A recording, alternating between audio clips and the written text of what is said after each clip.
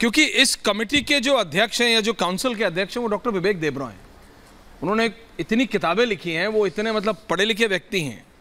He understands the subject very systematically. लेकिन मनोज जी नहीं, अनुराग जी मैं आ रहा हूँ। ऐश्वर्या जी अच्छा बोल लीजिए, बोलिए। हाँ बोलिए, विपक्ष के नाते जवाब दे दूं। बोलिए। आम आदमी पार्टी भी है, लेकिन आप बोलना जवाब दिलवा दीजिए और उतना ही धैर्य से सुनिए। नहीं, उतना ही धैर्य से सुनिएगा जितना धैर्य से आपने बीजेपी को। हाँ बिल्कुल, बोलिए ना। देखिए, जनता कह रही है कि मेरे सपने, सुनिए, जनता कह रही है मेरे सपने भी लूट लिए गए हैं। अब मुझे सपने देखने में भी डर लगने लग गया है कि इस तरह का भारतीय जनता पार्टी ने देश के अंदर में माहौल महंगाई बेरोजगारी का बनाया है। इनके देखिए धीरे धीरे इनके चेहरे पे, इनके भाषण पे जो आपने सुना अभी, हार का डर कैसा सताने लगा है। पहले इनको हार का डर कैसे सताया, कहाँ से चले पता है आपको? जब इनको लगा कि हार इनके दरवाजे पे ठक ठक ठक खटखटाने लगी, हड़बड़ा के उठे, तो उन्होंने क्या मुद्दा उठाया? मंगलसूत्र। वहां पे जनता ने धड़ाम से गिरा दिया दूसरे चरण में। कोई मंगलसूत्र नहीं, महंगाई होगी मां से, मंगलसूत्र नहीं होगा। फिर ऊपर से आगे बढ़े, तीसरे चरण में आए, फिर जनता ने तय किया, फिर ये मुसलमान पे आ गए, तो नहीं, मां से मुसलमान नहीं होगा, मां से महिला होगी। महिला के साथ जो अन्याय हुआ, फिर धड़ाम से गिरे, फिर धीरे से उठे, फिर मां से मछली याद आ गया इनको, मां से मीट याद आ गया, मां से मुर्गा याद आ गया। लेकिन मां से मुद्दे नहीं याद आते, मां से मणिपुर याद नहीं आता, मां से मोहब्बत नहीं याद आती, मां से मां के बच्चे नहीं याद आते जो बेरोजगार हैं। कमाल है, मां से महंगाई भी नहीं याद आएगी। अब धीरे धीरे किस पे चले गए हैं? तुष्टीकरण जिसको भी कह रहे हैं। अरे हिंदुस्तान में आपको अगर वोट नहीं मिल रहा है तो आप परेशान हो कि आप डिवाइड एंड रूल की बात करने लगे अचानक। लेकिन देश की जनता समझ गई है आपके मंसूबे, वो नहीं बटने वाली। कोई भी मुद्दा ले आओ, चौथे चरण में भी धड़ाम से गिरोगे। अभी तो धीरे धीरे आप अडानी अंबानी पे भी आ गए। अब किस पे जाओगे चौथे चरण पे? अब कौन सा मुद्दा लाओगे? टेम्पो लेके सुनिए मेरी बात सुनिए। बोलिए, हो गया, एक सेकंड और लूंगा, ज्यादा नहीं लूंगा। एक बात बोलिए तो इनके लिए अच्छा होगा। झूठ ही जिसका आसरा, झूठ ही जिसकी ताकत। सोचो वो कैसे जीता होगा जो झूठ की जिसको आदत हो गई हो। एक दिन ये झूठ ही उसको सच बनकर खा जाएगा। देखना वो दिन दूर नहीं, वो दिन जल्द आएगा। सच का दामन थाप के चलना बीजेपी के प्रवक्ता। झूठ तो पकड़ा जाएगा, झूठ तो पकड़ा जाएगा, झूठ पकड़ा गया। आप लोग वन ऑन वन में जाते हैं, फिर मैं मनोज जी के पास जा नहीं पा रहा हूं। अब छटपटा रहे हैं, जनता पूछ छोड़ ही नहीं रही है। Okay, quick counter. Okay Anurag जी, अरे अनुराग जी आप मत हिलिए इतना, रिलैक्स। आपको सत्ता से हटा रही है। Okay Gaurav ji, quick counter. Manoj ji आ रहा हूं, अभय जी आ रहा हूं। हम नहीं, बीजेपी हिल रही है। ओके भाई रिलैक्स। देखिए, पहली बात तो ऐश्वर्या जी ये बता दो, जितनी सातों फेजेस में समाजवादी पार्टी की टूटी साइकिल की सीटें आएंगी ना, उससे 5 गुना ज्यादा सीटें केवल फर्स्ट फेज में हमारी आ जाएंगी, 10 गुना ज्यादा आ जाएंगी। और माँ की पाठशाला थी तो मैं भी थोड़ी माँ की पाठशाला बताता हूँ। माँ से मरिया आलम खान, जिसने कहा वोट जिहाद कर डालो, और जब अखिलेश यादव माँ से मौलवी अखिलेश यादव से पूछा ये वोट जिहाद, बीच में नहीं अनुराग जी, आपके बीच में कोई नहीं बोला। अनुराग जी आपके बीच में कोई नहीं बोला। I don't like this, please don't do this. अनुराग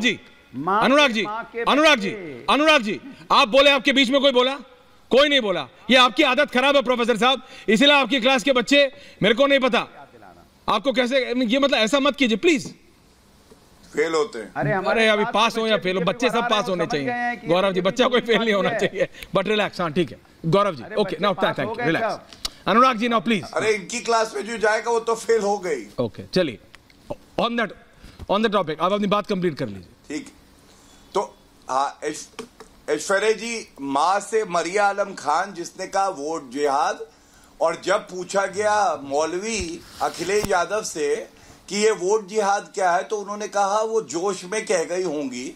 और माँ से ही होता है महिला सशक्तिकरण और आरक्षण जो नरेंद्र मोदी जी ने दिया। लेकिन माँ से महिला को भूल गए जब इन्होंने कहा कि परकटी महिलाओं को आरक्षण मिलेगा, इसलिए महिला आरक्षण नहीं होना चाहिए।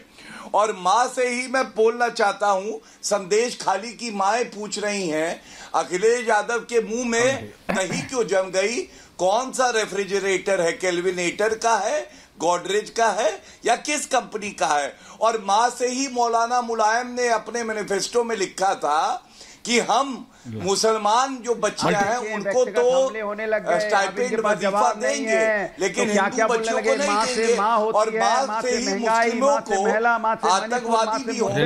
माँ से बच्चे दिखाई देता है। Okay please now relax.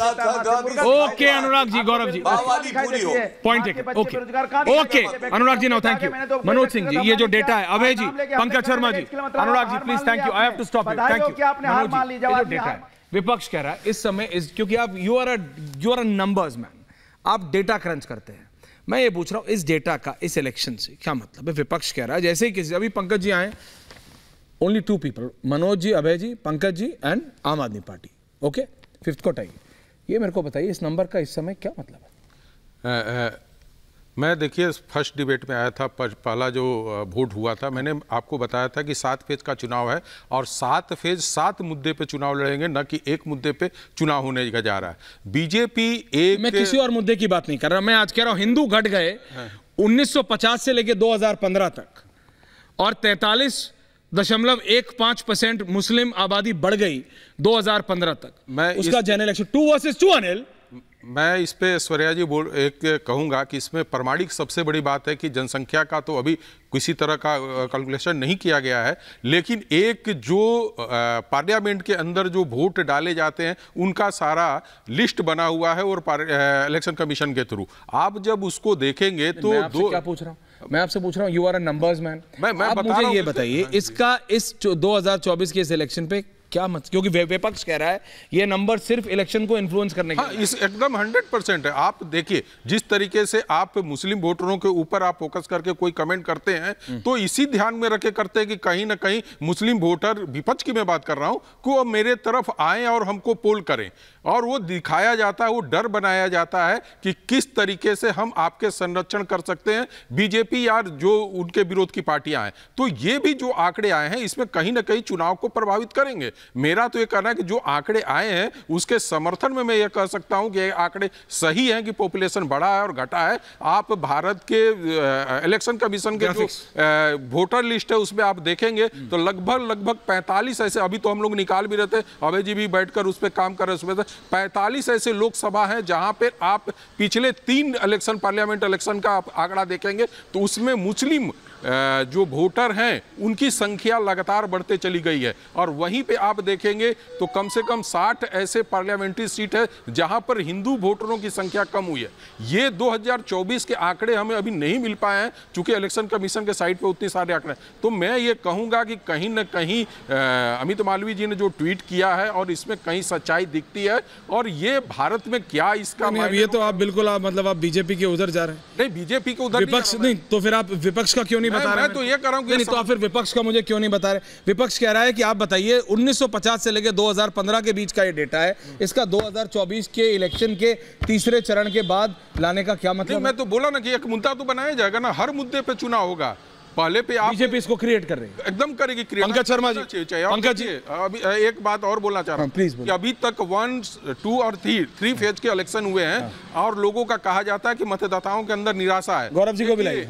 जब भी वोटर के अंदर उत्साह होता है तो उसका श्रेय विपक्ष को जाता है, और यदि मतदाता यदि शांत बैठा है और इस तरह का पोल नहीं दिखता है तो उसका सीधा मेरा कहना है कि विपक्ष आज शांत है, इसलिए मतदाता शांत है, और उसको दिखता नहीं है अब विपक्ष के जो वोटर हैं कि मैं किस तरीके से पोल कर बीजेपी को हरा सकता हूं। आप ये कह रहे हैं कि ये जो वोटिंग परसेंटेज कम की बात हो रही है, ये हो रहा है, इस सबसे कांग्रेस को नुकसान है, विपक्ष को नुकसान, कांग्रेस को। पंकज शर्मा जी।